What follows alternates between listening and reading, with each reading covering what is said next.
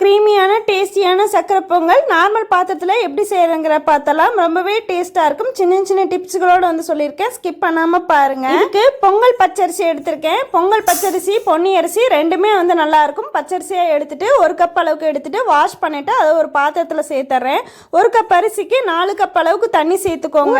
அதனால் 4 கப் அளவுக்கு தண்ணி சேர்த்துருக்கேன். ஊற வச்சிங்க அப்படின்னா 3 கப் அளவுக்கு தண்ணி சேர்த்துக்கோங்க. அடுப்பில் வச்சு நல்லா ஹை ஃப்ளேமில் வச்சு கிளறி கொடுத்துட்டே இருக்கணும், அடி பிடிக்க விடாமல். நல்லா கொதிச்சு ஓரளவுக்கு தண்ணி வத்தி வந்ததும் சிம்லேயே வச்சு நல்லா கிளறி கொடுத்துட்டே இருந்தால் நல்லா குலைவாக வெந்து வந்துடும். இன்னொரு பாத்திரத்தில் பாகு வெல்லம் 150 கிராம் எடுத்துக்கிறேன். 100 கிராம் அரிசிக்கு 150 கிராம் வெல்லம். பாகு வெல்லமாக எடுத்தீங்கன்னா நல்லா டேஸ்ட்டாக இருக்கும். வெல்லம் மூழ்கிற அளவுக்கு மட்டும் தண்ணி ஊற்றி அடுப்பில் வச்சு கொதி விட்டு வர வரைக்கும் வேக வச்சு எடுத்துக்கலாம்.